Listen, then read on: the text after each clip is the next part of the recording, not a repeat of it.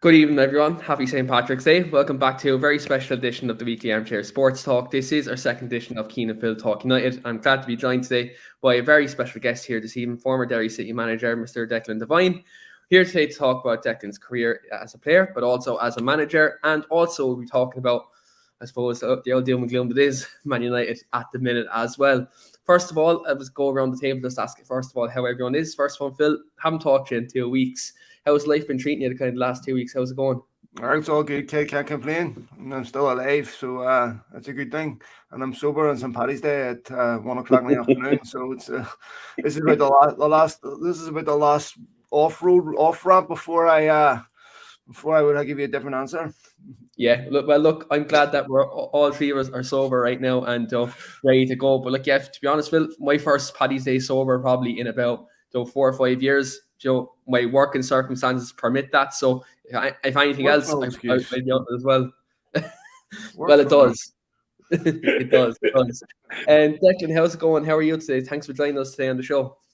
No, thanks for having me on, lads. Happy St. Patrick's Day. I think I'm in the same boat as yourselves. I've got family wedding tomorrow, so I'm trying to be as good as gold today and that touch of stuff. But I think the longer the day goes on, the little men are jumping out of me, and the local could be getting hit straight after this conversation. Absolutely.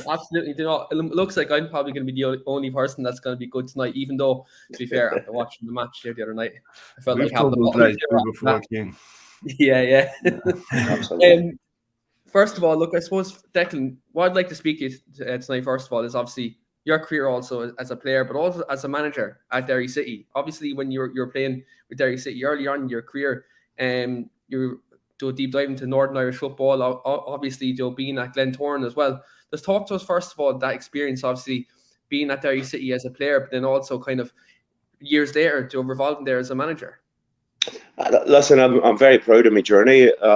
Been very fortunate that up until 11 months ago, I've been involved in professional football pretty much since I was 16 and left school. So, I'm very fortunate in that aspect that I've had a lot of memories and a lot of good times, a lot of bad times, and it's just the nature of the game. But I went to Ipswich at 16. By my 17th birthday, I had 3 operations, on my knee.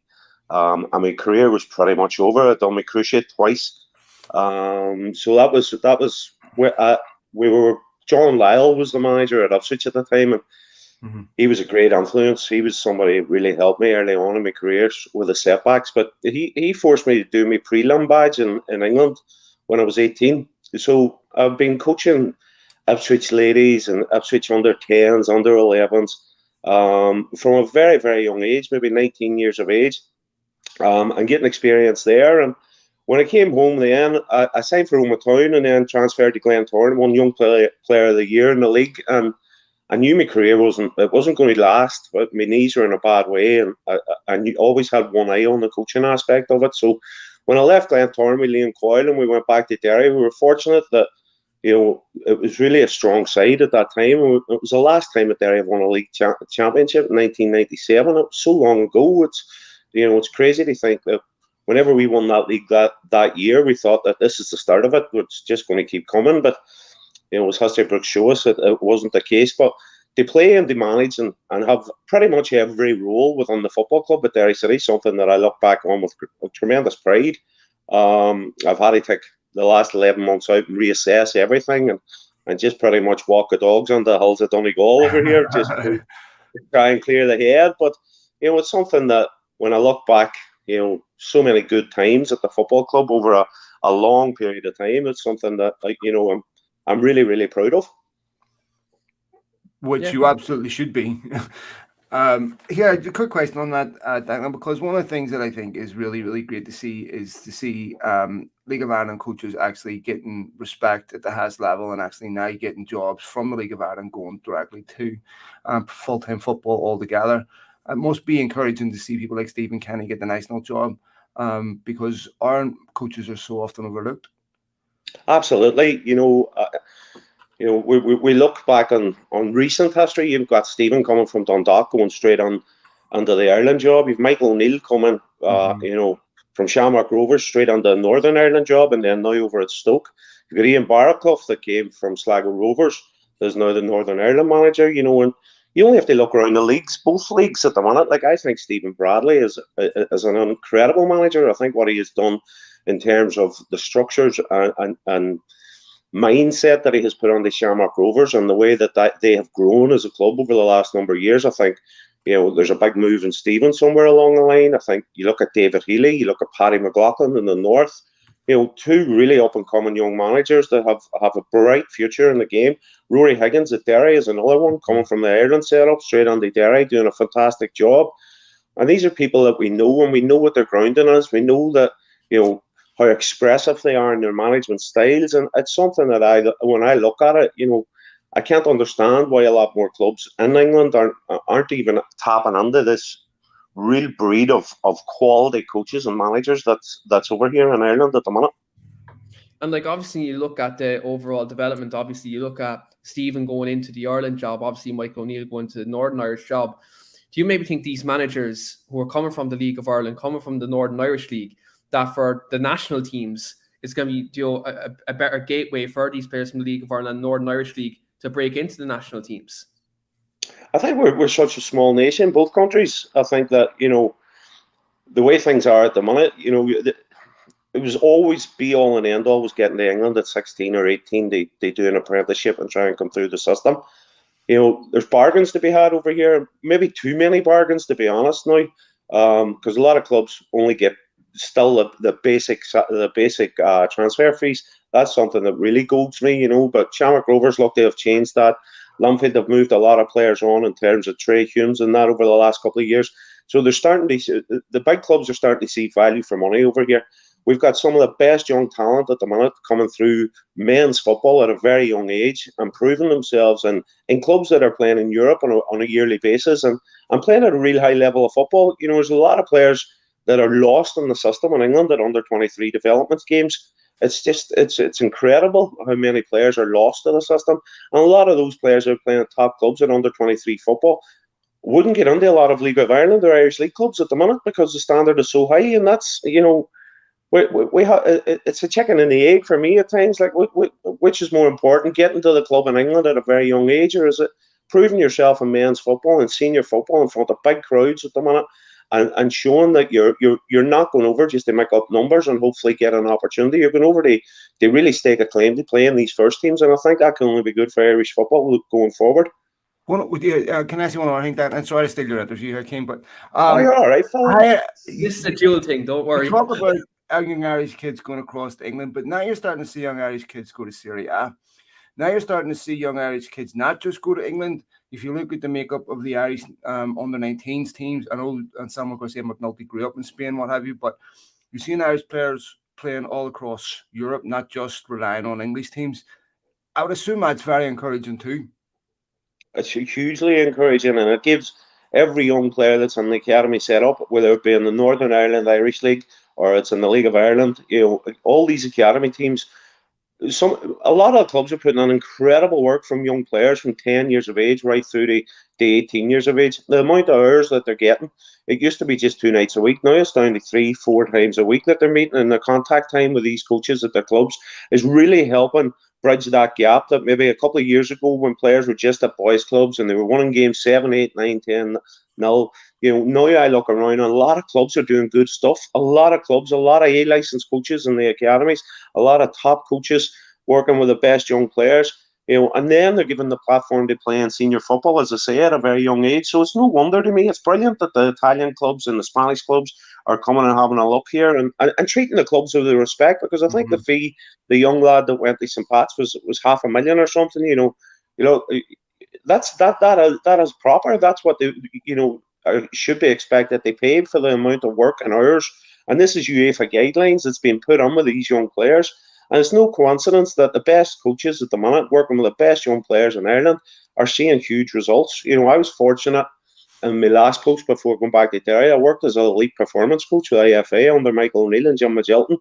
The amount of players like Ethan Gilbreth at Manchester United, Conor Bradley at Liverpool, Sam McClelland at Chelsea, that have all become senior internationals already. There's Trey Hume has just been called up to the international squad.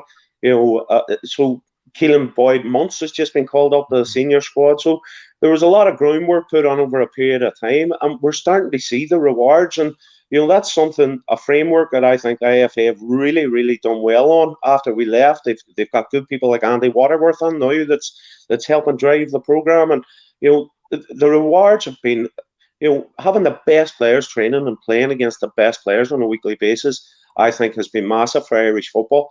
And you look at some of the quality coaches that's now taking 17s and 19s, both in the south and in the north. It's really pleasing, and it's something that we should be very excited about moving forward. Definitely, 100%. If I look at the underage teams that have been on both sides, and you're seeing a lot of development, and you're seeing, like, in the last, let's say, 4 or 5 years, these underage teams develop a style of play that's looking similar at first team level as well, at the men's level, that we're seeing good development. We're seeing Irish teams, I suppose, get that stereotype away that we don't play good football. We're seeing that stereotype be removed in the last couple of years with Northern Ireland, with the Republic of Ireland. And it's great to see that the grassroots football at the moment it's getting better, and we're seeing fast improvement. So compared to, let's say, a decade ago, where we were probably questioning where is grassroots football? Why isn't there investment in grassroots football through the north and south? So it's absolutely great to see, Declan, that this is something that's ever developing. And look, with a small country that is like Ireland and Northern Ireland, I suppose it's hard for us to, I suppose, in the big competition sometimes be competitive.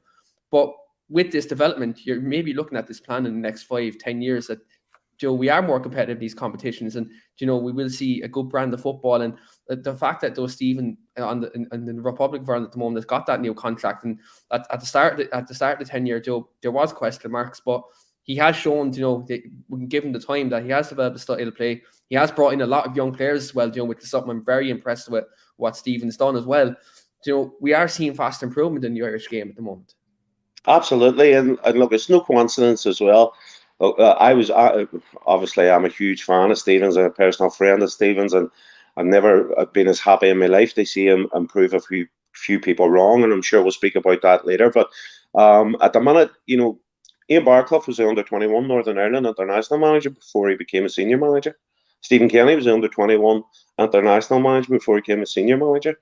That continuity can only be beneficial to the young players that are exposed to those types of managers at a younger age. Having Stephen as you're under 19, 20 years of age, it must be a huge asset to the young players that's playing in the senior squad now. And vice versa with Ian in the north, it must have been, he has known every young player from his previous role that is potentially coming through the system from potentially 17, 18, 19 years of age, and looking out for those players, pushing them on to another level, advising them to go out and get game time. And both, I think both associations were extremely brave in the way that they went about, promoting from within. We knew Stephen was obviously going to get the job, but we didn't know that with Ian. But at the same time, I think it's a very intelligent move. Gareth Southgate at England, same thing, was under-21 international manager, promoted the senior manager, and they've went on to have huge success as well. And there's something in it. It's not just luck. It's continuity, as you say. It's knowing the players longer, not having to just go on and introduce yourself. And the managers now know these players over a long period of time, and I think it's starting to show fruition, especially here in Ireland and in the north and in the south. Declan, another thing that I think is really encouraging, if you take a look at the attendances of both the Irish Cup, you saw Cliftonville Coleraine last week, you saw Bowes Shamrock Rovers attendance. You're starting to see really good attendances for League of Ireland and of course the Danske Premiership up north. You're starting to see good domestic attendances now. Must be really encouraging to see that as well. It's brilliant to see. Look, Drogheda sold out last week as well. Do you know what I mean? It's something that you don't always hear, and there's no disrespect to that because it's a club that fights to survive every day. But I've been watching a lot of football, both north and south, over the last number of months, and that's one of the pleasing aspects. Is you've got to have a product to bring people to the game, and I think the product has improved hugely in both leagues over the last number of years. And the product has to be right. The entertainment value has to be right. I think a lot of clubs can still improve in terms of the publicity and the PR and getting more young people in. I think a lot of people can still do that. clubs can still do that, but they deserve a lot of credit at the minute. I think the more full-time the clubs are going as well. You only have to look at the first division in Ireland. I think there's 4 full-time clubs already, 5 full-time clubs. So that fact that the clubs are willing to take a risk and trying to improve the product on the pitch, I think has a lot to do with that as well. Phil, 100%. I mean, we're seeing these clubs, the League of Ireland and the Northern Irish League, that the interest is got a lot bigger, especially like post-lockdown, post kind of pandemic. The league has almost got bigger. Like the leagues have got bigger, and like you mentioned one thing, entertainment value. Like you see some of the goals that to be scored in the Northern Irish League. You see goals that scored in the League of Ireland and the build-up play and the overall style. Like it's brilliant. It's brilliant to watch. And like I'd watch some Premier League games. I'm not gonna lie. There's some games you'd watch and Phil, you probably agree as well. They'd be utter dire. They'd be dire as shit. Like, I'm sorry for swearing, but some of the games you might see, it's just boring if certain teams come up against each other. But when you watch the Irish games, there's plenty of tackles thrown in there. Though it's always 100% pace the whole way. And like again, I think I suppose stereotype of Irish football is quickly washing away in these last couple of years, and we're definitely seeing the quality in this league grow each year. Absolutely, there's no doubt about it. But you have to look at the players. Look at some of the talent that's about. Shamrock Rovers. Look at Shamrock Rovers at the minute. Every time I sit down to watch Rovers, the first thing that sticks out at me is their substitutes bench. Whether it be Richie Toyle or Graham Burke or Danny Mandrew, they're just coming down with so much talent. There's so many quality players at that one football club alone. I think the business that Derry have done now in terms of the money that they've spent to bring in some of the best talent, I think that's only going to improve the style of play that's expected at Derry. You look at the bit of magic at Stevie Mallon, a player that I know very well, who demonstrated last week where he's flicked the ball over the midfield player's head. The talent is there. There's no doubt about it. And it's something that we should be proud of at the minute, and we should. There seems to be a real positivity, which is rightly so, about both leagues at the minute. I think, both associations deserve a lot of praise because the clubs are the clubs are still, they're working so hard.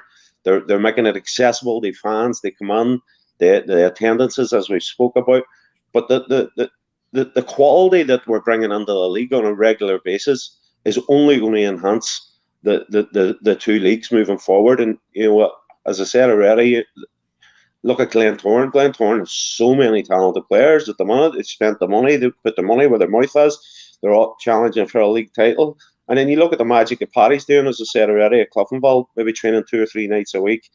Probably nowhere near the budget that the Big 2 have, or Big 3 maybe up there have. But, it just shows with good management, good players, good recruitment, what can be achieved. Completely agree. Didn't know you knew Stephen Mallon. I know his brother quite well, Jared. I know Jared too. I know. I had Stevie. I brought Stevie back from Sheffield the year the pandemic was at 2020. The year 2020. So Stevie came on, but it was stop-start obviously with the pandemic and that. But a real talented boy. Well, Jerry and I, we work together on the mental health charity. One of the things that is the big letdown in this, of course, and it's really, it stings repeatedly, is the waste of money at the FAI over the last 15, 20 years, which has heavily affected investment in grassroots football. We know what John Delaney did. And you look at the FAI's budget now, and it's depressing. Are you concerned about the impacts of that over the next 15, 20 years? I think that's something that is going to take a long time, as you say, to get over. But at the same time, the signs are good. The signs are good. They've sold more season tickets this year for Ireland than in any previous year. There's a real feel-good positivity about Stephen and his contract. The amount of young players that's coming through. The league is thriving. My bugbear in it all, Phil, is, to be honest, is the lack of investment in the league. It's left to the clubs. Yeah, there's $100,000 for winning the league title. Like, come on, hey, Jesus Christ, $100,000. That's good attendance. That's a good full house. Do you know what I mean? And like, the clubs are fighting to get the European money. Both leagues, it's key. The European money is key. But the amount of money that's invested in all aspects of football at the minute, and the two leagues, I think, the winners and the runners up. I think there should be better prize money. I think there should be better investment in facilities. I know in the north at the minute they're waiting on government grants and that. 40 million, It's ridiculous. It's absolutely ridiculous that the investment's not there.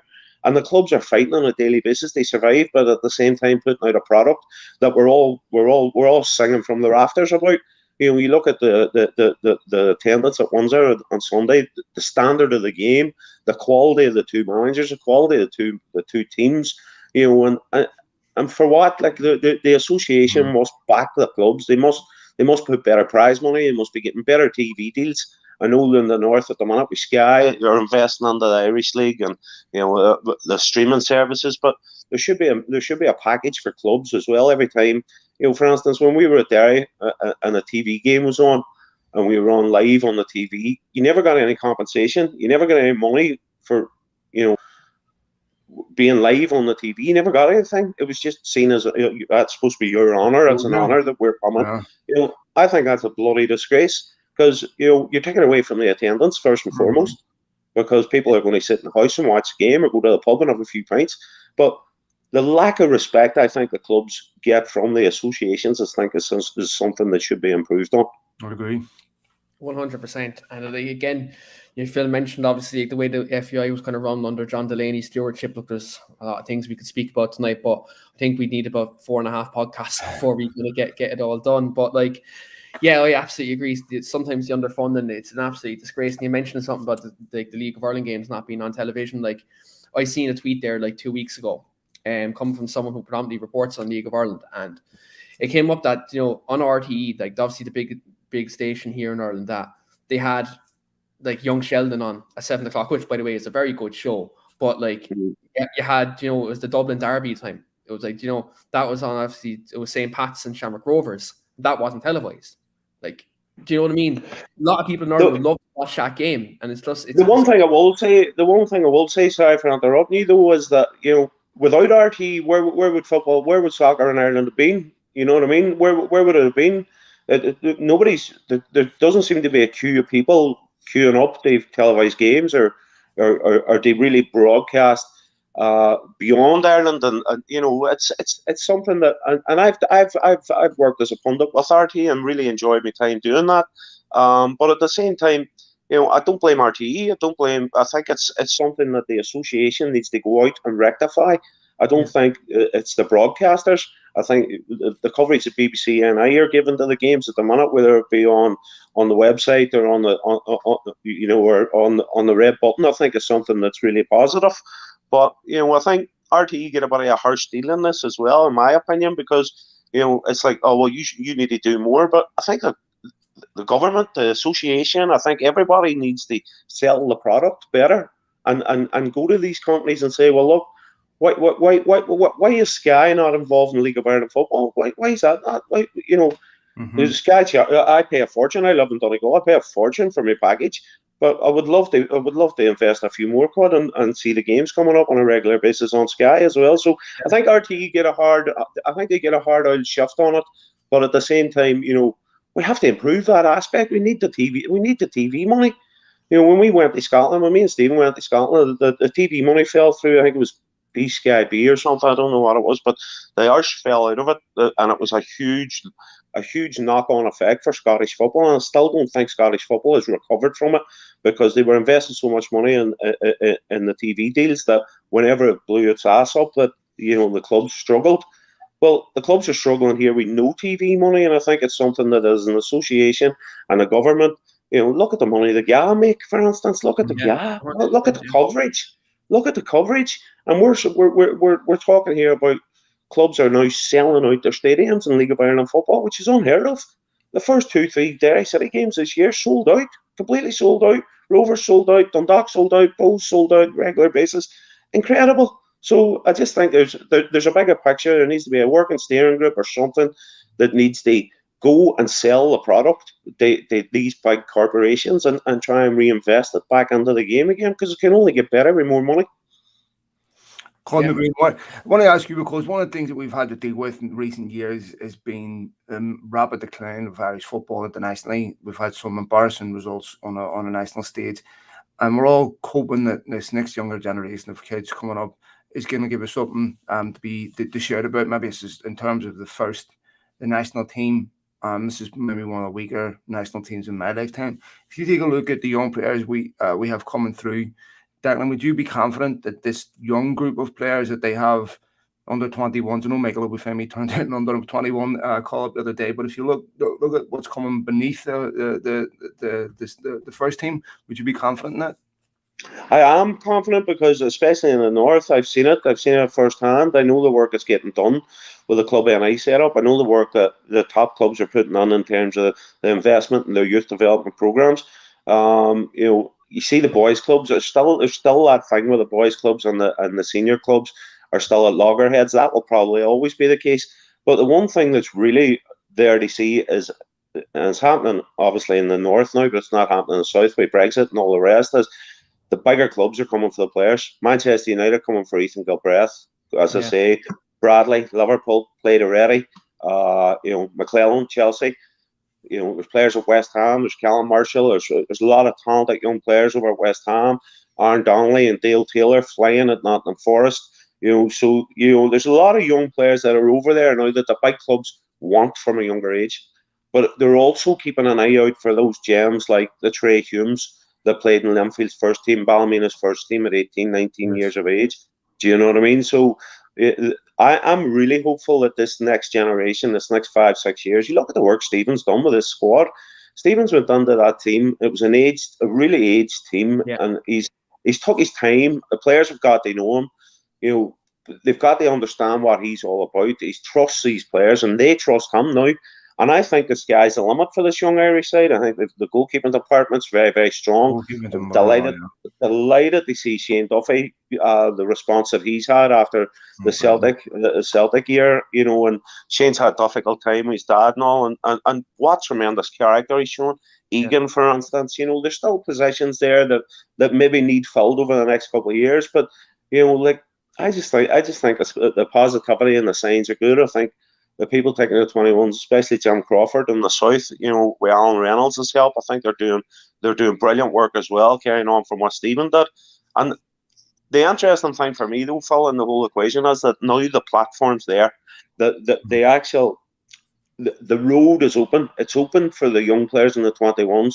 They grasp an opportunity to get into the senior squad, because the two managers in the senior squads have proven that if you're good enough, luck will stick you in.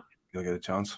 Mm-hmm. Yeah. Absolutely. And I think that's the most important thing, is that you don't see Ian Barclough going and begging English-based players now to play for Northern Ireland. You don't see Stephen Kenny going through the granny route to try and find Irish players that he feels can help.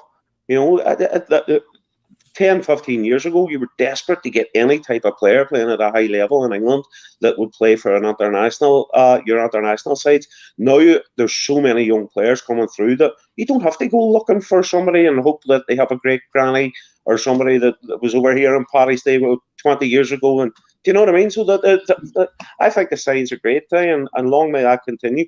I think, I'm sorry, Keane, one other thing on this, what I think actually might end up helping in some weird way is Brexit may end up helping, because with the new rules and regulations about how many players are there's a domestic quota now in terms of how many players, English players, they have to have, which now forces Ireland to take charge of its own domestic youth development rather than just relying on kids being good enough, getting picked up at 15, 16, going across the water and then developing and relying on the granny rule. Now we're saying, look, we have to take control of this ourselves. We can't rely on that anymore. And now we see young kids that are looking towards Italy, Spain, Germany, different countries to go play now in Portugal and everything. So I think in some sense that Brexit thing, because of the new domestic quotas for English teams, may end up actually helping Ireland. Absolutely. Listen, this is something that, if you ever chat to Gilton at Jim, like when we went on the development program, the Club NI program, I'm speaking about Ethan Gilbreth quite a bit here, but we were hoping that we could have got Ethan to Ajax or somewhere. We were trying to. I went to school. Do you know what I mean? Even 6-7 years ago, we were thinking, Jesus, why so many young players are getting lost in the system in England? They're going over, and there's this thing of if you make it through, great, and if you don't, sure, it's all right. Look, you're just back on the scrap heap and then send you packing. And we were thinking even back then that, Jesus, wouldn't it be great to get like a Breath or McClelland or somebody, did like a PSV or an Ajax, and we were hoping that we could maybe have pushed it that way, but the market just wasn't there at the time. But it seems to be now, as you say, Phil. Why not? Why not? Like, why not? These clubs have. England's had they've had a fair crack at the whip at bringing young Irish lads over. And to be honest, quite a lot of clubs treat them like shite. Like, a lot of them treat them really poorly. They throw them on the accommodation. I know what it was like myself. I stayed on the accommodation. Brilliant family. They stay away. Were amazing. But like, once you left the football club at 1 o'clock in the afternoon, that was you the next day. They didn't care what you done or who you done it with. No. Whereas now the duty of care now is England have had a right good damn crack at it over the last 20 or 30 years. And I would be delighted to see players going to France, going to Holland, as we say, Germany, Italy. It'd be brilliant to see. But back to the main point that you're making, and this is something that I think that deserves huge credit, and we've touched on it already.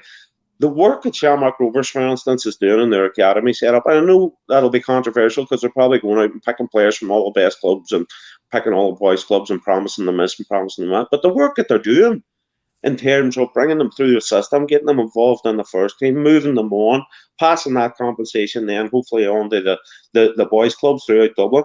The work that they're doing, Damien Duff had a squad maybe 3 years ago. At the minute, 7 o'clock in the morning, he's doing stuff at the top clubs are going. At the minute, 7 o'clock in the morning, they were training, going to school in Dublin, then coming back at night.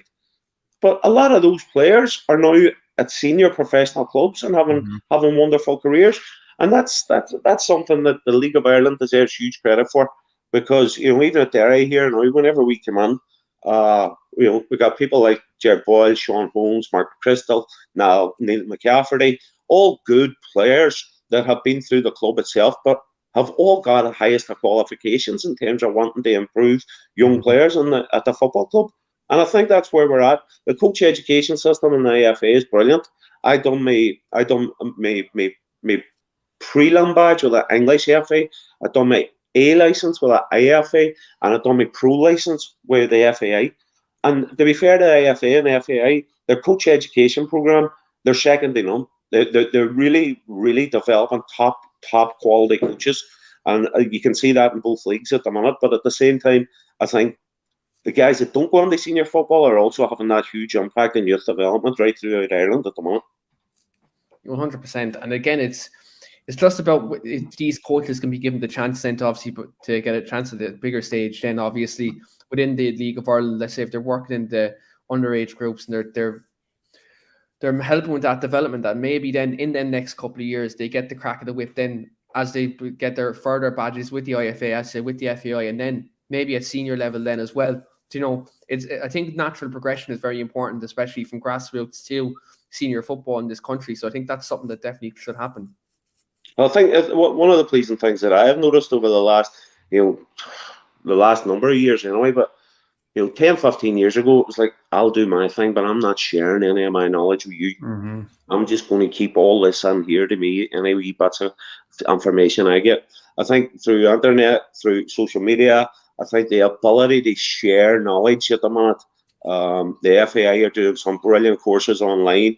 As a pro license coach, I'm invited to attend any of the sessions that they're delivering. I can go on and watch it through Zoom. The ability to share information and to try and improve and put out all the modern trends of the game and discuss and talk about it through platforms that they're developing every week. I think is something that has really enhanced the mindset of a lot of coaches, has helped a lot of coaches evolve from maybe not being involved at a top club. They still having access to information and programs that are out there now for people to improve on. 110%. I was going to come to Matt's comment here as well, because Matt, who's actually the host here of our Premier League podcast, Talk League podcast, was actually in Shelbourne's academy, and he's just commented there. He says, "I was a product of the Shelbourne Academy, and when we hit 11-a-side football, all that matters is who was good enough to send to England, and so they can make a few quid." Do you think now Irish football compared to maybe years ago? Is it maybe different now that that kind of stigma has kind of changed? I think all the clubs will always try and have to survive. I don't think, there's no sugar daddies as such coming in. I know Derry have a billionaire owner now at the minute, but there's not too many billionaire owners about. And I think clubs are always going to have a fight in Ireland to survive, and they evolve and they produce their own players. But at the same time, the best players will still always go, whether they play in the first team first or not, or whether they move on. Then that's grand. But I think for me, it's completely wrong. They look at oh, we just want to move players on and try and improve compensation packages, but the product at the club has got to be right. There has to be a pathway for the players to get through to the first team. There has to be an ability for the manager to say, right, well, Jesus, he's good enough. I know my last year at Derry, I had a couple of 13-year-olds on a Sunday morning coming on the train with us. And by Jesus, they were quality. And they'll not be far away, young O'Donnell and Trent Doherty. They'll not be far away this year, and Rory Higgins is. And it just depends on the club. There's certain clubs that would be happy just to continue. Look at the job UCD do, lads. Jesus. Look at the players that's produced. Look at the players. They get their scholarship, and I know the package is really good for them, but look at the amount of players on a consistent basis that can constantly stream out of UCD. There's so many positive stories throughout Irish football that people... There's so much there that can be improved on, yes, but there's so much that people are doing well. I noticed during your career you've also worked in Scotland alongside Stephen at Dunfermline. When you look at obviously the development of players over here and also in Scotland, is the pathway quite similar, or would it be kind of a different culture over there? It was definitely a different culture when we were there. One of the things that you wouldn't think at the time, but when we went to Dunfermline, Stephen Kenny was 34. I was 32. Right? We're very, very young, right? We have players like Mark Burchell, who are roughly the same age as us. There was players there that were older than the both of us. Stephen had already done. Stephen was 34 when he went to Dunfermline. He had done 3 or 4 years at Derry, and he'd done a couple of years at Bowes, won the league title. He'd won a couple of FAI Cups at Longford already at that stage in his career, so he's been about forever. He's like Benjamin Button. Do you know what I mean? He's getting better with age, yes, but Jesus, back then it was very much, there was a youth team at Dunfermline, and the guy that ran them was a brilliant man, but there was it was Celtic and Rangers. That's where the best, they all went and headhunted the best young players. And again, a lot of them were lost in the system. But youth development were way down the pecking order in terms of the clubs like Dunfermline at that time. It was about survival. It was about trying to stay up. It was trying to find a rough gem. But certainly youth development has moved on. I know there's a lot of people that I know in Scotland now. Like Tom McManus, for instance, is working on one of the schools, one of the soccer schools over there in terms of working with the best players. And, there's a lot of good people involved in Scotland now, and everybody's fighting for the same thing. Everybody's fighting to try and to develop players and get them to the next level. But and that's where a lot of respect needs to be given to the guys that's working in youth development. It's often an overlooked position at any football club. But the way Irish football is, Scottish football, Welsh football at the minute, clubs have to produce their own, and they have to produce their own. I've been lucky enough to travel around the continent and look at what some of the top youth clubs are doing. And it's well known fact, some of the top youth academies in the world, they believe that the best coaches shouldn't be working with the first team because they're already formed players. The best coaches should be working the youth development programs and helping these players through to the next level. But I don't know. We're Man United fans. I'm a big United fan myself, and I'm just looking now. Valanga, obviously, that has came through, but Jesus, where's the players? Where's all these players? And you're talking Chelsea, for instance. Chelsea have all the best academy players. Won the FA Youth Cup every single year. There's going to be a big market open now with the shit that's going on at Chelsea for the other clubs to come and get the best young players again. And it's what they do with them and how they get them through the pathway to the first team that will be very interesting in England over the next couple of years. Well, it's funny because there's a common misunderstanding, especially out here in America, with youth development, because there's a lot of people who think that youth development is about having really good youth teams rather than having 3 or 4 players from each age group. If you can get them to progress and keep going, individual development, and because I've seen youth teams that win the FA Youth Cup, but none of their players are good enough to make it to the first team. I've seen other teams that finish mid-table and they've got 2 or 3 players that are good enough to play for the first team. The rest aren't. And to me, that's what youth development is more about in terms of the actual outcome. Obviously, you have to look after people, human beings. You want them to the kids that don't make it. You want them to leave better people and all that there. But I think most people make the mistake of looking at really good youth teams that win a lot and thinking they must have a bunch of players that are going to be good enough. Absolutely. Listen, look, I took Northern Ireland under 17 state tournament in France a couple of years ago, and we got through to the quarterfinals. I don't know how we got through, to tell you the truth, but we played the England team that went on. They won the World Cup, right? Sancho and Foden and Session at left back. Honest to God, lads, I went, right, I'm going to have a go at this. We don't play England every time, lads. I'm telling the young lads, we don't play England every chance. These boys, Sancho's watching the game, a previous game, they played Brazil, and Sancho's standing on the ball against Brazil, and I'm showing them clips. And I'm saying, look, let's have a crack at it. Hey, we'll go 4-4-2, and we'll have a go at them because we might never get a chance again. Mm-hmm. We're 3-0 down after about 7 minutes, and I'm going, oh, Jesus, what are we doing here? But the result was it was irrelevant. The result was irrelevant. Mm-hmm. And as you say, Phil, it's not about winning football matches at that age. It's about exposing people and showing them that this is the level you got to get to. And by God, that day we left the pitch in Montaigu in France, and Jesus, did we not know that we had a lot of work to do? And I think sometimes that's important. They see the gap, they see the difference, they see where you have to get to, because at the end of the day, the Phil Fodens and the Ethan Gilbreths and the Connor, they're all fighting for the same contracts. They're all fighting for the same pathway through to a first team. So the more you can expose them to this real high level of quality that they're going to come up against, as opposed to just being in a bubble and thinking that because I'm the best in Northern Ireland at under 16, I'm going to make it to the Premier League. Not the case, I'm sorry, but at the same time, there has to be a lot of work, and the clubs are doing it, to be fair. A lot of the clubs now are doing the right type of work in England and the UK and Ireland, but it's such a minefield. Youth development is such a minefield that it's one that you could spend hours and hours talking about, but at the same time, not really get anywhere with it, because there's so much entailed, there's so much luck involved, Phil, for instance. So you're going to say I need a bit of luck. You need a lot of luck, you need a lot of ability, you need a physicality now that, there's not too many small, light players playing anymore. There's not too many Wes Hoolahans floating about the Premier League. But I loved him. He's a brilliant player. Loved him. Listen, we're talking here now, right? And I was coaching at Derry under Stephen, and the league had people like David Ford, Paddy McCourt, Wes Hoolahan, Donovan at Cork, Jesus, Joe Gamble at Cork, George O'Callaghan. So we're saying yes on one hand, look, the league's really improving, but 15, 20 years ago, with some talent in that league too. Mark Kenny, for instance, Mark Kenny in Dublin. Jesus, what a player Kenny was. So many talented players that have been throughout the system in Ireland over the last 20 years that we're very, very fortunate, Yeah, 100%.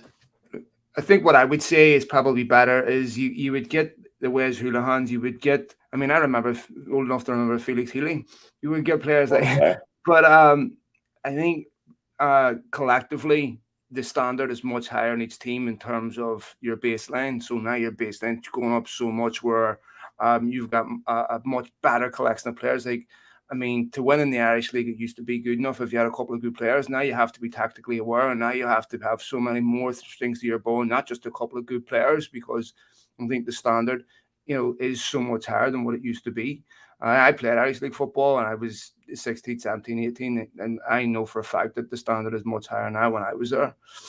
The technical ability at the minute, the technical ability in both leagues at the minute is night and day compared to what it was, whether we like it or not. That's not taken away from much better shape too now, Declan. Like when I was 16, 17, 18, we were painting and everything. Absolutely, unbelievable shape. We won the league. We won the league at Derry in 1997. There was no coaching. We played 5 sides, Tuesdays and Thursdays. But what we had at the weekend, we had a bunch of horrible buggers how it would dig on and fight for every point. When we went 1-0 up, we knew we won the game because there's nobody going to score passes. You Gavin Dykes, you Paul Kern, you boys like Paul Higgerty, Peter Hutton, Declan Boyle, Gavin Dykes. So we had boys that you just knew that it was a fight. It was a fight come the weekend. And then, as you say, Phil, back on the bus, 10 cans of beer on the way home, and away you go and see you Tuesday night, lads.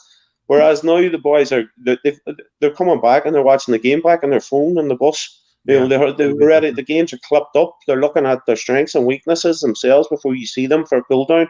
You go in for a cool down on a Saturday. There's masseurs there. They're rubbing the players. They're doing a light cool down session. They come on Sunday. You're feeding them their food. You're doing everything for them now. But the buy-in has to be there from the players as well, then, because you're giving so much as a football club and you're expecting so much back as well. You mentioned one thing there, Declan. I wanted to kind of move into that next part of the podcast, and it's brilliant that you've actually brought that up in terms of the club giving so much to players, but players not buying, I suppose, giving it back. Obviously, we're all Man United fans at the minute. And when you look at kind of levels of performances as of late, where do you think it's going wrong?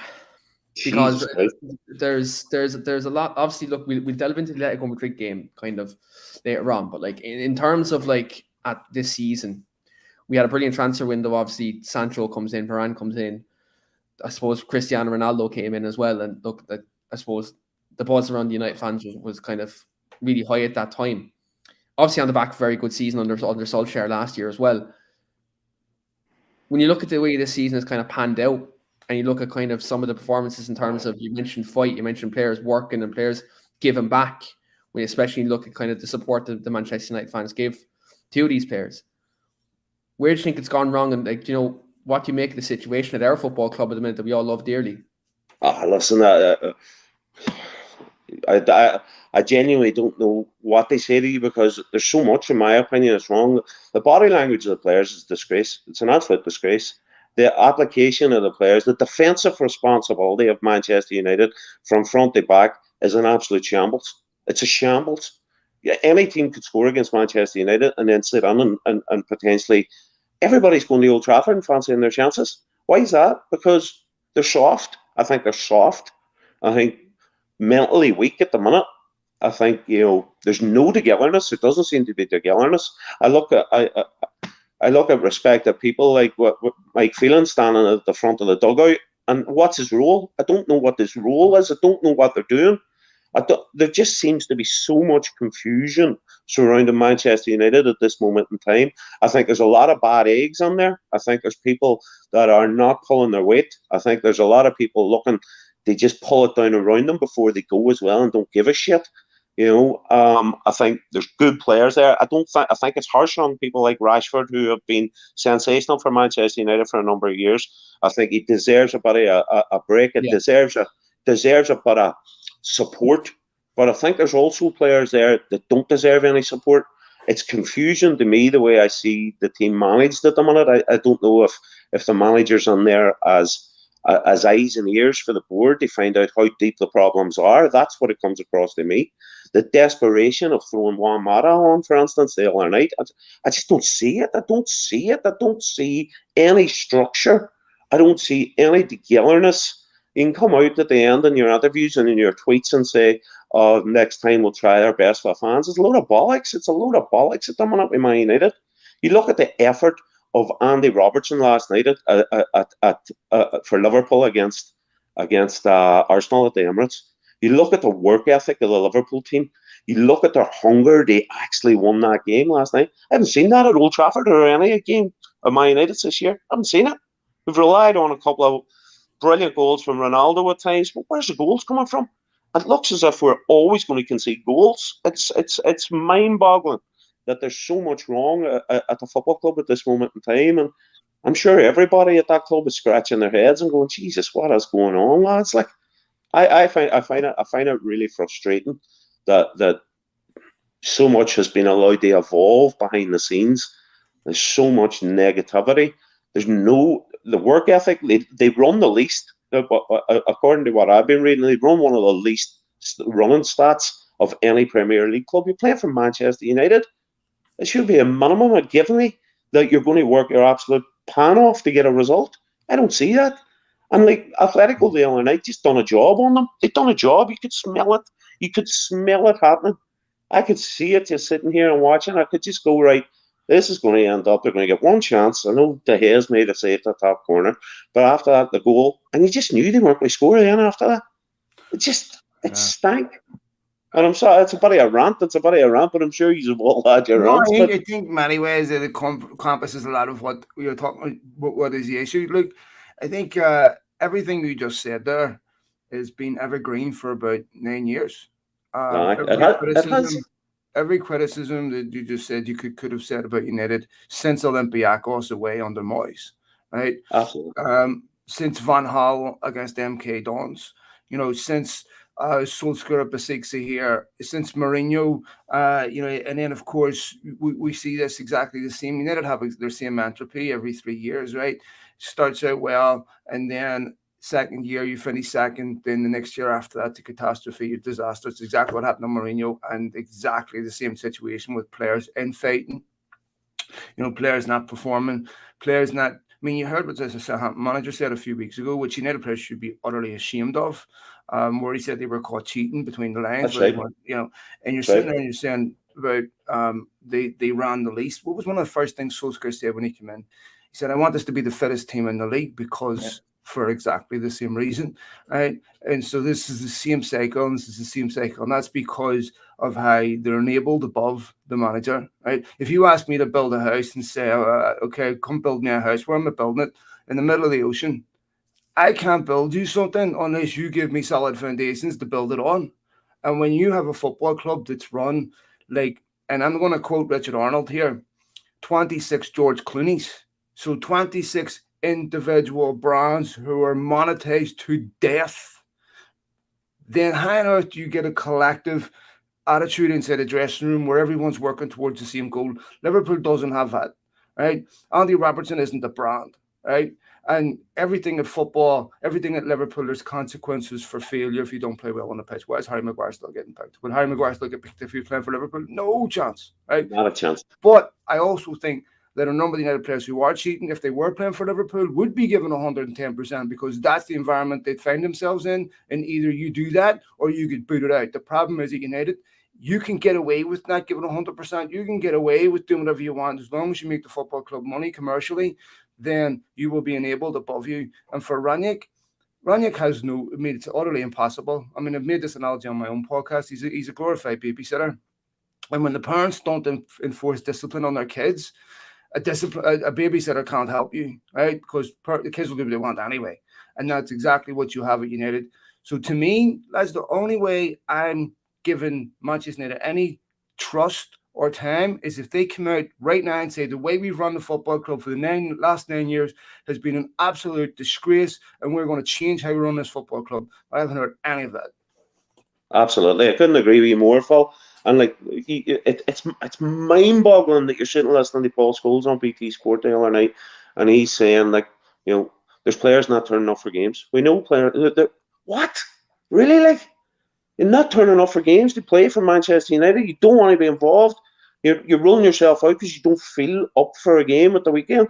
There's so many people taking the piss at the football club and getting away with it that, as you say, it stinks. It stinks. And look, it might be a case of going back down. I am very impressed with Arteta at Arsenal. I'm very impressed with him. He's bringing through young players. Get rid of Deadwood. The boys that were holding the place back 6 months ago, out the door, gone. He's captain, out the door. See you later. We're going to go with young, vibrant, young players that are going to work their pan off. They try and entertain and get the connection back with the club and the supporters. There's no connection. There hasn't been a connection for a while. Until probably, maybe Rashford coming on the scene to give a bit of glimmer or hope. But you've two fullbacks that, in my opinion, aren't good enough to play for Manchester United. Any of the four, Telly's, or Shaw, the Basaka, they're not good enough to play for Manchester United. I don't think Maguire deserves to be playing at the moment. But who are you going to replace him with? It's just so many bang average players at the football club. It's beyond me. Really stems down to poor recruitment, and Phil has mentioned it rightly. In the last 9 years, the recruitment strategy has been shambolic. The Glazers, obviously, again, They have no football and strategy. They don't give a shit about the playing side of the football club. All they care about is the commercial side. And again, like, look, to be fair, Man United's always going to be a money making machine because look, we're the biggest, most supported club in the football in the world of football. You know, our history, you know, we'll sell this football club, you know, twice over. Like, that's just the way it is. But like, I agree with Phil. Like, there's never going to be a way where the Glazers, Richard Arnold, Woodward, whoever the person is at the helm, they're going to come out and say, look, in the last decade, right, look, we've ran this club into the ground. Look, we've utterly failed. We're going to hit the reset button now, and look, everything is going to be fine. Their egos will know that. That reset button, sorry, is going to take a long time to recover from where it's at the minute. A long time.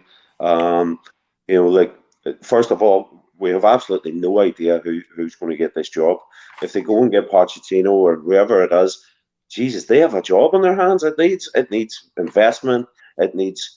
I just think it needs a personality. It needs somebody like Klopp. It needs somebody like Guardiola. It needs a personality that is going to say, I'm going to fix this, but at the same time, nobody's going to step in my way. There's too many people in the way of the manager at Manchester United Club over the last 6, 7, 8 years that, you know, just we'll get rid of this one, get rid of this one, get rid of this one. It needs a proper personality, a proper ballsy manager to come in and say, right, this is my club now, and I'm going to do it the way that it needs to be done. It needs a proper man, a proper football structure, a philosophy again, a director of football that has. We're talking Manchester United should be able to go out and get the best. You should be able to go out and get whoever's there. Man City isn't luck. It's high investment where the best manager, one of the best managers in the world, that's been pulling the strings for even a year before he got there. You know, he wanted Sterling out of Liverpool. He got him. They got the players that he wanted before he came in. The structure was already in place. It wasn't just let's sign 3 players this summer and hope to God they pull us over the line. United are so far behind at the minute. It's sickening. Well, there's another thing here. If you were to say Van Gaal, Mourinho, Solskjaer, Moyes, whatever, all failed, which would be true. But if you asked the Manchester United board who sacked them, why did they fail? I guarantee you they don't know. Right? They don't know. So how do you learn from mistakes that you don't even know what you're making? Right? They won't be able. They just know. Well, we give them money. They failed. Well, they failed because you don't understand the style. You don't go from a Mourinho to a Solskjaer without knowing you're going to have a complete squad overhaul, because the players that Mourinho employs to play the way he plays will not be the ones that Solskjaer does. When Solskjaer took over, it was immediately obvious to me in the first game against Cardiff that Lukaku would be sold because he did not fit the way United wanted to play. So, but then United don't back you 100%. They back you for a summer, and then they start to lose interest. And then you get half the players you asked for, and then they sack you. If you're the second choice of the guy that hired you, you will get longer than what you should get because he doesn't want to admit he made a mistake, such as Woodward did under Mourinho, or he should have sacked Mourinho that summer when he didn't back him. Or after the Sevilla game. For so long because they didn't want to admit he made a mistake. Same with Solskjaer, right? Solskjaer could have easily gone the year they signed Fernandes, where they were terrible. Now, not entirely Solskjaer's fault, right? But again, same thing. And so it is why it's partly important that Richard Arnold picks this guy. Because he would sack whoever was picked by the previous manager really easy. You notice David Moyes was sacked after 8 months. There's that problem. We talk about a cultural reset. The only people that need to be culturally reset are the people talking about a cultural reset, right? And that's the people at the top, because they're the reason why the culture is wrong beneath them. And when we talk about cultural reset, look, United's 2 greatest ever managers. One played for Liverpool and Man City, right? So clearly that's bullshit. Secondly, the other one, Ferguson, never set foot inside Old Trafford. So how on earth are they Manchester United managers, or do they get the club, or all this nonsense? This is nonsense, right? So if you look at the 2 best managers in the Premier League right now, neither of them managed in the Premier League before they came, right? So all these ridiculous, stupid red lines that mean nothing. On their ideology, United never would have had Ferguson. They never would have had Sir Matt Busby, right? And that is the type of inaptitude that you have at this football club. Absolutely. I couldn't agree more with you, Phil. It's very concerning because it's not so long ago that we remember the 18, 19 years without winning a league title. the bad times in the 80s on the run and all the rest, like it was but bad times, But like I'm looking now and going, right, well, where is this going? Where is it going? This could get worse.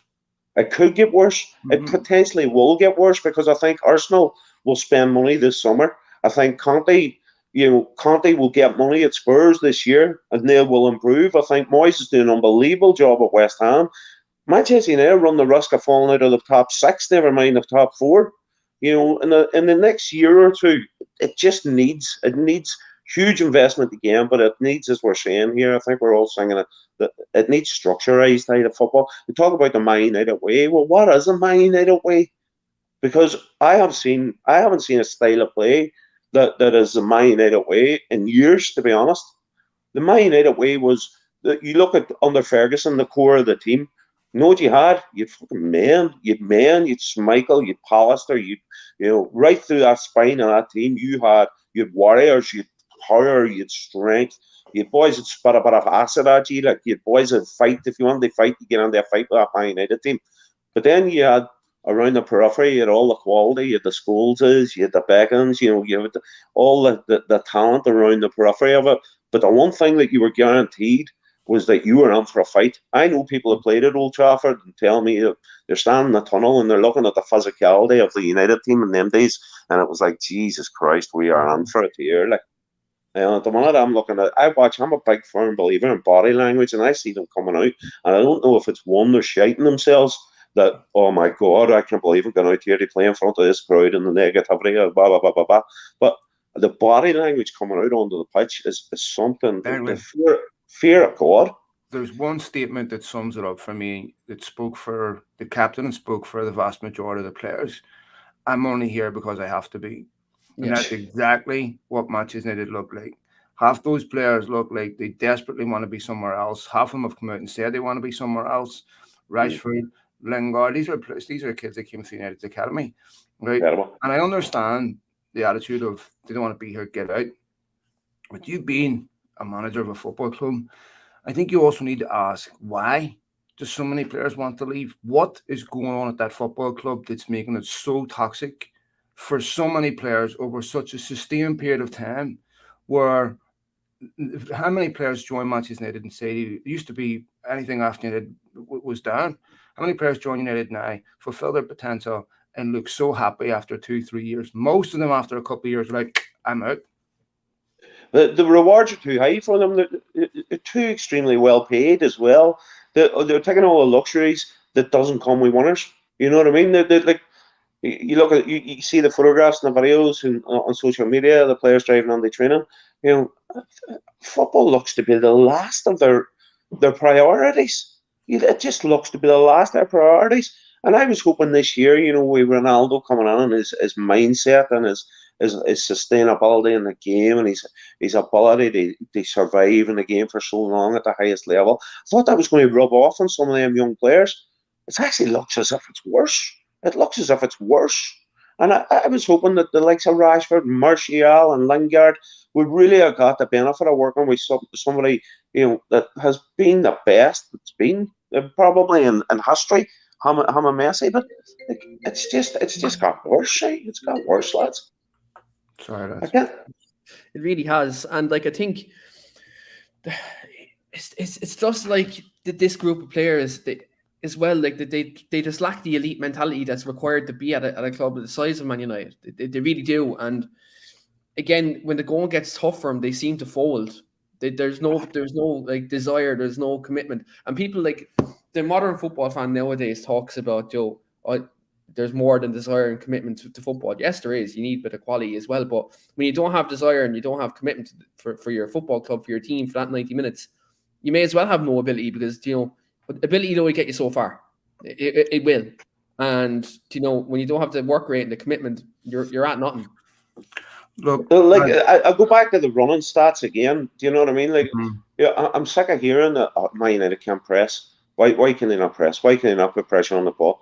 Because they're lazy. They're not willing to do the work. They're not willing to get their finger out. And I watched that game last night in the first half. Arsenal Arsenal were outstanding in the first half, and the reason being is that they worked their absolute pan off. They worked their pan off and played at such a high intensity that it shook Liverpool. Was Liverpool's response that they buckled? No, they come out and work twice as hard in the second half, dig in, run, work, hurry, get the ball back, and trust each other. They just it's basics of football, yes, but at the same time, it's so lacking in Manchester United, the desire and hunger and willingness to do the ugly stuff. I thought Fred done all right the other night, but his first half performance sums it up to me. Man United, a team of flickers and triggers, and hope to God this pulls off. Right? When's the last time you seen a fight? When was the last time you seen a fight? When's the last time you seen an actual Man United have a fight with the opposition and get on their faces? I haven't seen it.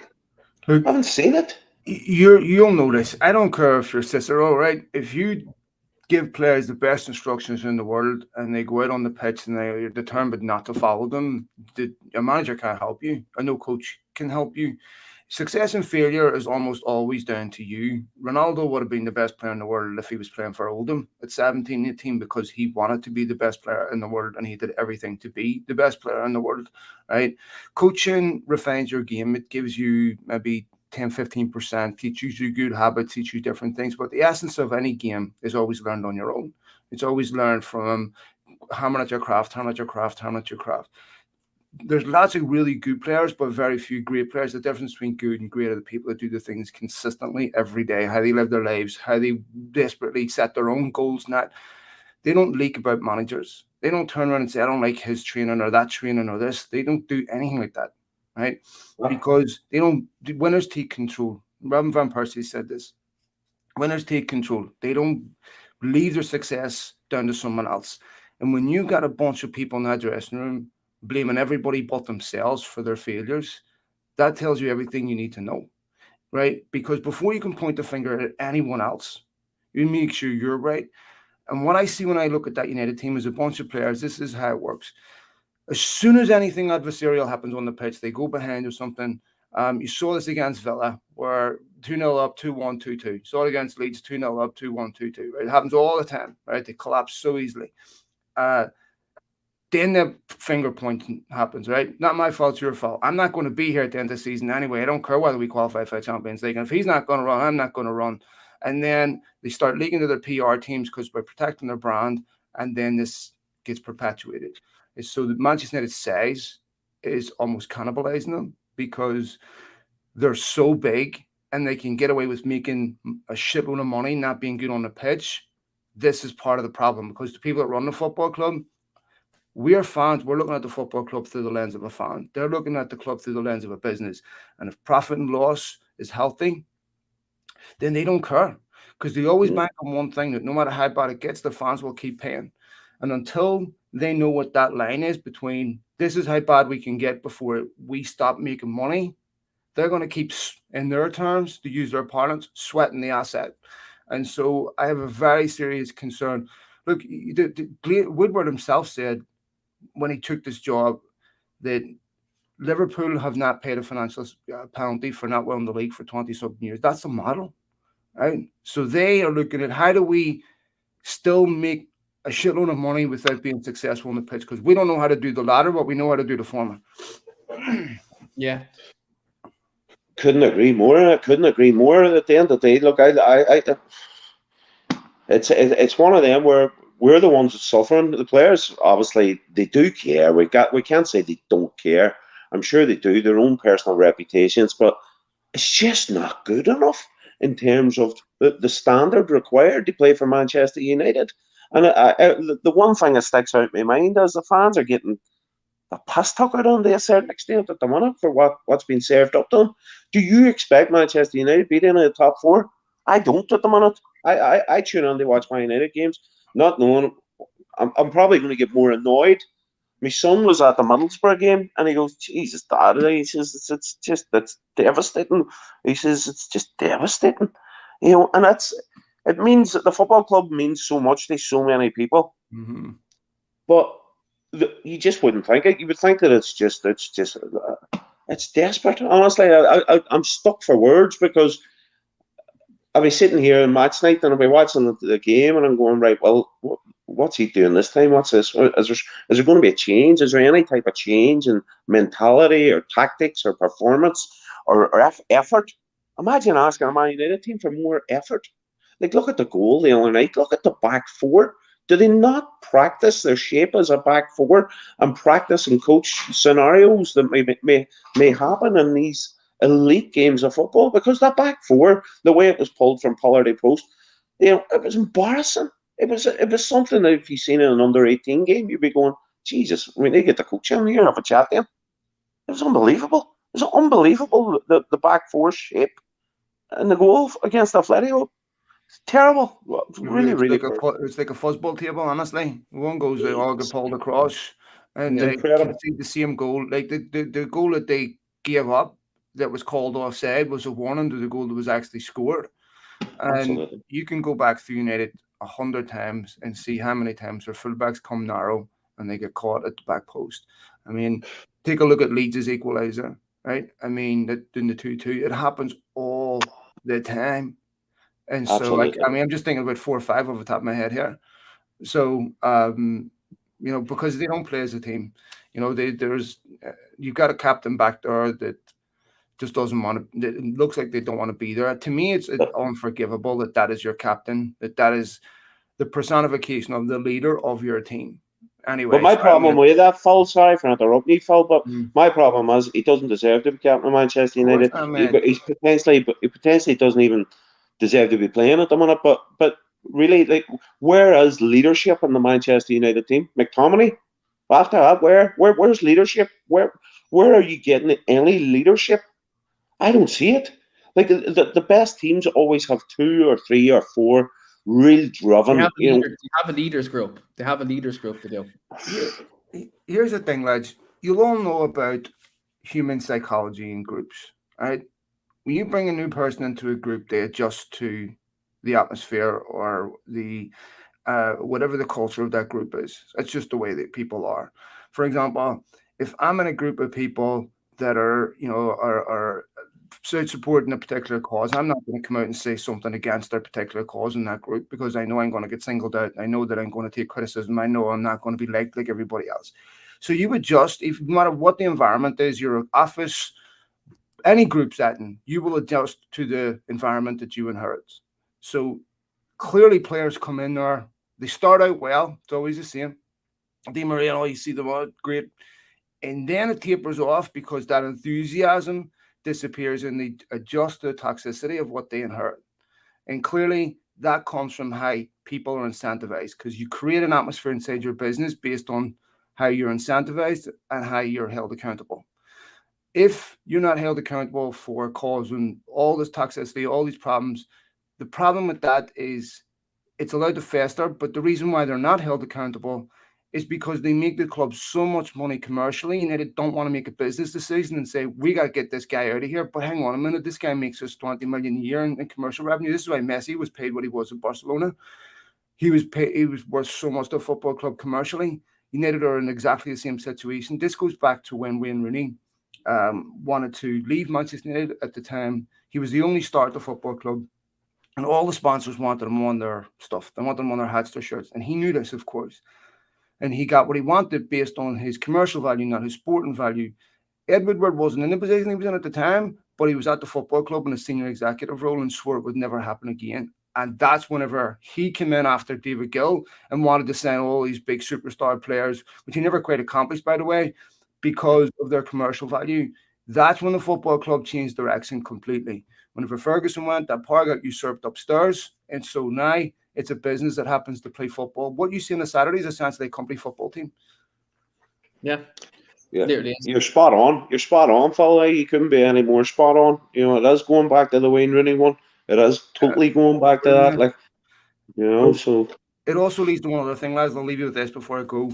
There's a big division inside that football club between people who were there under Ferguson and people who are relatively new, people who work at Carrington and people who work at Old Trafford. One of the reasons why schools that goes after certain people is because they don't like the people that run the football club, right?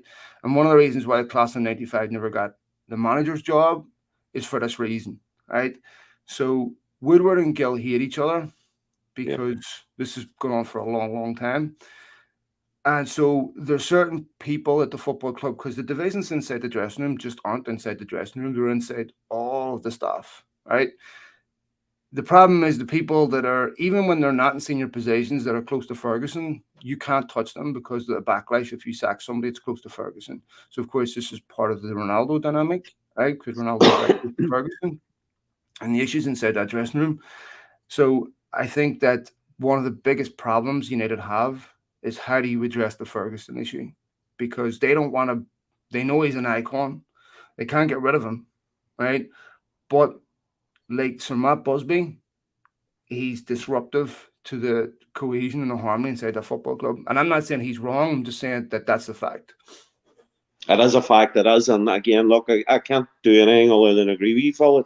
It's right on the money. I remember the same thing that you're talking about as well. Sir Matt was seen as the distraction and hanging over the ghosts of seasons past, sort of thing. Do you know what I mean? And that's exactly the case now. But by Jesus, hey, they've got some work to do moving forward. How they fix it? Do you know what I mean? And it's like it's not going to be today or tomorrow, in my opinion. Anyway, like it's a lot of work to be done. You're looking at the damage that's been done in a decade. You're looking at least a decade to finish fixing it. Really is. It's not going to be no quick fix. You're looking at least probably a decade of rebuilding. Like that's just the club is serious about it. But again, as we mentioned before, they're probably not serious about it. Well, not probably, they're not. So like, it's one of these things where is this a case? And like I actually spoke to a Liverpool fan today who quite often comes onto this podcast, and he respectfully said to me, like, Manchester United, Liverpool will always be the two biggest clubs in England, regardless of what Chelsea and City do in terms of monopolising kind of the English football. United and Liverpool have the two biggest fan bases, they have the two biggest history. They'll have them traditions.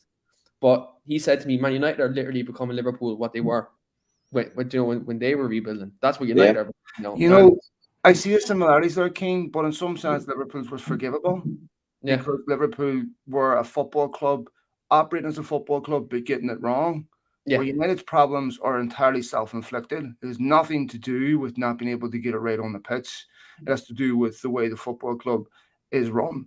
So when we talk about, sorry to interrupt because we're going to go in a second, how long it takes to fix this, you can't even give it a number until they start running in the right direction, because right now they're running in the opposite direction. And until they stop and turn around, then you can start guessing how long it's going to take to fix, because we could be sitting here, God spares us, in 25 years having exactly the same conversation.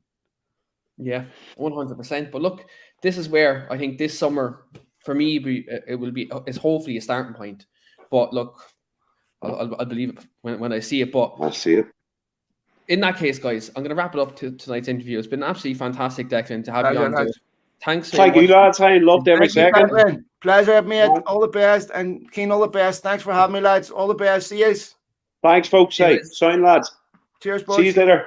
Cheers. Thanks, Keane.